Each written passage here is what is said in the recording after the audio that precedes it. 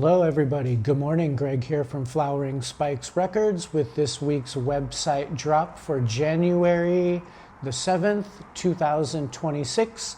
So this is going to be another super good drop, really good stuff in here. I'm also about halfway through going through a really big collection, maybe about 500 records or so.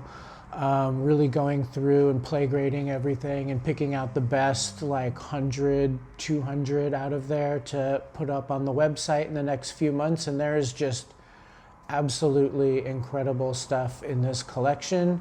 And I'm sure you will all be very excited to see it. But without further ado, let's just get right into it. First up, not one that you see all the time. This is Rubinstein doing Chopin's Concerto No. 2 and also one of the Polonaises, which I absolutely love.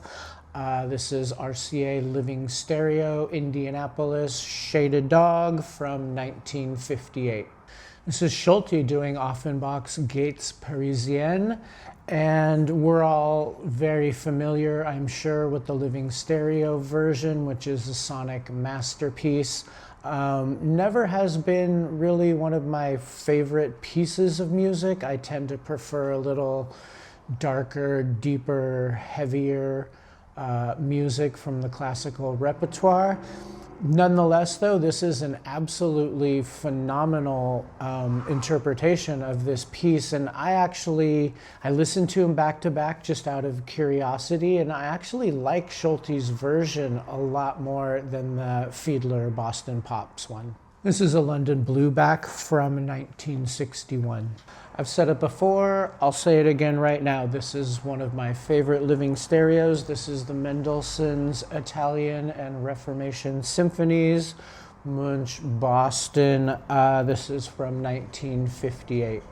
You guys remember in the 90s, the Dennis Miller show that used to tape in Los Angeles? And I used to love that show, and I would watch it every day, and he always had the cards, and he'd always play with the cards and bang the cards around. Trying to get more into that, and maybe if I cut my hair, I'll screw my hair up all the time and stick it up and then bang the cards and stuff like that. I'm working on it. The greatest version of Swan Lake ever. I just sold the complete ballet in the Blueback box set. This is, of course, the highlights from that box set, conducted by Anserme. This is from 1962. Monteux, Vienna, doing Haydn's Clock and Surprise Symphony. This is from 1960. Living Stereo. Has the original inner in really good shape. Most of these actually have the original inner in them, especially of Surprise and Clock and Military and like a big swath of the London symphonies. I feel like those are the ones that get recorded over and over. This one sonically so beautiful, incredible string tone. The purists may not enjoy the tempo of these pieces, but what can you do? Sir John Barbaroli with the Royal Philharmonic Orchestra doing Sibelius 2.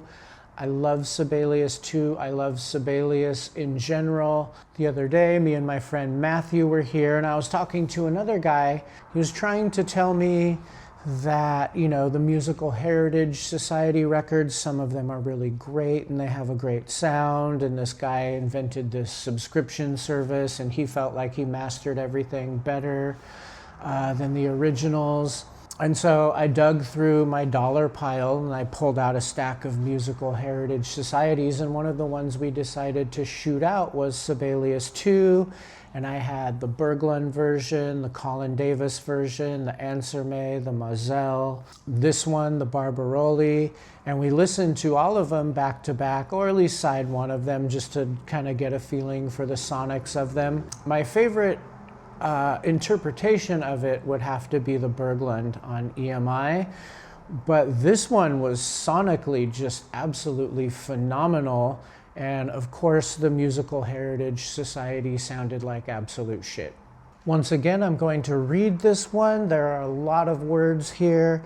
This is a Mercury Living Presence from 1959. It has Khachaturian's Ghana Ballet Suite, Mussorgsky, A Night on Bald Mountain, Borodin, Prince Igor Overture, and Rimsky-Korsakov's Flight of the Bumblebee. This is the all orchestra with George Weldon conducting. Another one of my all-time favorite Mercury's, pure demo disc, absolutely exquisite sound on this one. This album, of course, needs no introduction. This is The Power of the Orchestra, RCA Living Stereo, 1963. I had in my possession at one point this entire cycle, all 4 Brahms symphonies done by Otto Klemperer, my absolute favorite conductor of the Brahms symphonies. This is Columbia SAX from 1960. Berlioz, Harold in Italy, Munch, Boston with Primrose as the soloist. This is RCA Living Stereo from 1958. Rubinstein doing Mozart's Concerto No. 20. I had never heard this recording before. Really, really pretty piano tone on this one. This is an original first press Shaded Dog from 1964. Georges Michel is the cellist on this one, doing Bach's Shlomo. I had the original Decca and the London of the Starker version, which I love. I absolutely love this piece of music. This is more what I'm interested, that sort of heavy, dark, brooding. I do not know much about this cellist. I don't think I've ever heard any of his work other than on this recording. This recording, just another demo disc, like the cello tone is to die for. Incredible, incredible recording. I listened to this probably 2 or 3 times in the past couple weeks. Fantastic. Again, Munch, Boston. This is from 1958, doing some Wagner pieces. Incredible, incredible sonics on this record. I did a Symphony Fantastique video when the Seiji Ozawa reissue came out on the original source. That one, of course, was my favorite. I believe this was my second favorite. This one sonically is probably as good, if not better, than the Deutsche Grammophon, but there's a certain viciousness towards the end of the recording that Ozawa did. But this one, nonetheless, just a beautiful, beautiful interpretation of the piece. And Berlioz Symphony Fantastique, again on Chesky Records. This is from 1985. This is the one that is the audiophile, all the bells and whistles, massive shake your walls, percussion and hammers on anvils and bells, and all of it is in there. This is a phenomenal, phenomenal sounding record. Montu with the LSO. This is Elgar's Enigma Variations and Brahms' Haydn Variations. This is Living Stereo from 1960. Fritz Reiner in Chicago doing Beethoven's Symphonies 1 and 9. You know, I had in my collection for years a kind of a crackly, little bit munched up version of this, so I never really listened to it. I've seen this one around too in bins many times, and it seems to always be a little bit hammered. This one came in just like in really, really nice condition, and I listened to the entire thing. I listened to the 9th a couple times. I was also listening to the Munch version of the 9th also on Living Stereo, which was just so powerful. But I'd never really given this Reiner version much time, and I really, really enjoy it a lot. I feel like sometimes I have the feeling like I've heard Beethoven's 9th a million times. I don't ever need to hear it again. And then I put it on and it just transfixes me and teleports me back to being, you know, 14, 15 years old, sitting in my mom's bedroom. And it's like a mystical experience for me, and I realize now that I haven't heard it enough times, and I love this piece of music. I will probably always love this piece of music. It's just a part of my DNA at this point, and this is just a really, really fantastic version. Sir Adrian Boult with the London Philharmonic Orchestra doing some pieces by John Ireland on the Lyrita label. Lyrita, I could do a whole video about Lyrita records and how much I love them, both sonically and musically.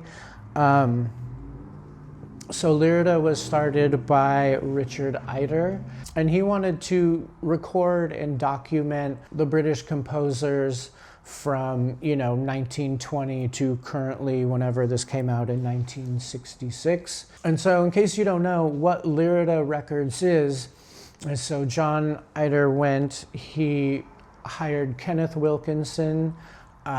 These records were recorded at Kingsway Hall. They were mastered by Decca. The sleeves were printed by Garrett and Lofthouse, who does all his master's voice records. So he kind of took the best of the best from what was currently happening in the UK at the time and created Lyrita Records. So with Kenneth Wilkinson, Decca, Kingsway Hall, all of this stuff, these are some of the most outstanding sounding records ever produced in the world of classical vinyl. You rarely ever see them here in the United States. I used to collect every one that I could find, and I actually currently know of a couple places where there's a whole bunch of them, and I might go try and grab them all. It just doesn't make a lot of sense to try and sell them on the website necessarily, because they don't oftentimes go for a lot of money. I don't think people really know about them, and some people don't love British music as much as I love British music. But hopefully on the website we will have more Lyrita to come. Montreux, Vienna, Beethoven 6. This is from 1959. Ijue doing Rachmaninoff's symphonic dances. This is reference recordings. This is a Dr. Johnson recording at 33 1/3 RPM. This comes from 2011. This is like the absolute definition of a demo disc. This will blow your mind, blow your friends' minds. Phenomenal sounding record. Okay, that's it for me. The sun is coming out now, peeking out a little bit through all of the gray clouds. It stopped raining a little bit earlier this morning. All of these records will go on sale Wednesday morning at 6 a.m. Pacific Standard Time. Good luck and enjoy, and I will see you guys next week. Bye-bye.